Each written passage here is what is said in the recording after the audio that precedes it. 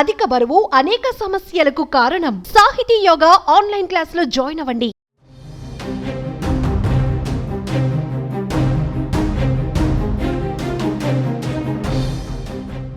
ఇటీవల గుజరాత్ లో ఘోర ప్రమాదం జరిగిన విషయం తెలిసిందే. వడోదర జిల్లాలోని 4 దశాబ్దాల క్రితం నాటి భారీ వంతెన కుప్పకూలిన ఘటనలో ఒక్కరు కాదు ఇద్దరు కాదు ఏకంగా 18 మంది ప్రాణాలు కోల్పోయి అనేక మంది తీవ్రంగా గాయపడ్డారు. మృతుల సంఖ్య మరింత పెరిగే అవకాశం ఉందని కూడా తెలుస్తోంది. అయితే ఈ ఘటన మరవక ముందే తాజాగా మరో ఘోర ప్రమాదం జరిగింది.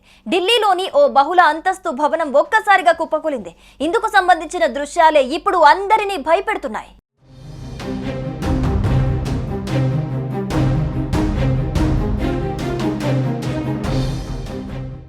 దేశ రాజధాని ఢిల్లీలోని సీరంపూర్ ప్రాంతంలోని జనతా మజ్దూర్ కాలనీలో శనివారం ఉదయం 7 గంటల సమయంలో 4 అంతస్తుల భవనం ఒక్కసారిగా కుప్పకూలింది. ఈ ప్రమాదాన్ని గమనించిన స్థానికులు వెంటనే అక్కడికి చేరుకుని పోలీసులకు, అగ్నిమాపక సిబ్బందికి సమాచారం అందించారు. క్షణాల్లో ఘటనా స్థలికి చేరుకుని సహాయక చర్యలు ప్రారంభించారు. శిథిలాల కింద చిక్కుకున్న పలువురిని రక్షించి దగ్గరలోని ఆసుపత్రికి తరలించారు.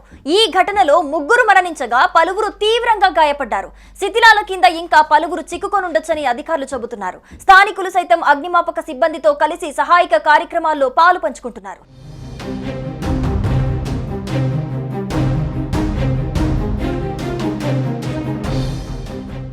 అయితే ఈ ఘటనపై ఓ ప్రత్యక్ష సాక్షి మీడియాతో మాట్లాడి జరిగింది వివరించే ప్రయత్నం చేశాడు.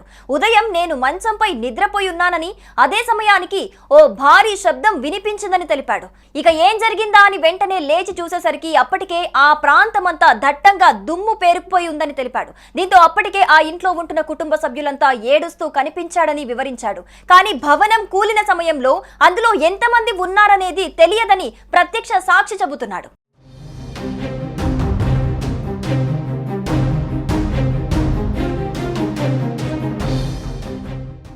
ఈ ప్రమాద ఘటనపై అధికారులు స్పందించారు. అసలు ఆ బిల్డింగ్ కూలిన సమయంలో అందులో ఎంతమంది ఉన్నారనే విషయం తెలియదని తెలిపాడు. క్షతగాత్రులను ఆసుపత్రికి తరలించి చికిత్స అందిస్తున్నామని, శిథిలాల కింద మరికొందరు చిక్కుకొని ఉండొచ్చని భావిస్తున్నారు. ఇప్పటికీ 2 మృతి చెందారని, మరికొందరు తీవ్రంగా గాయపడ్డారన్నారు. ఈ ఘటనకు సంబంధించి మరిన్ని వివరాలు తెలియాల్సి ఉంది.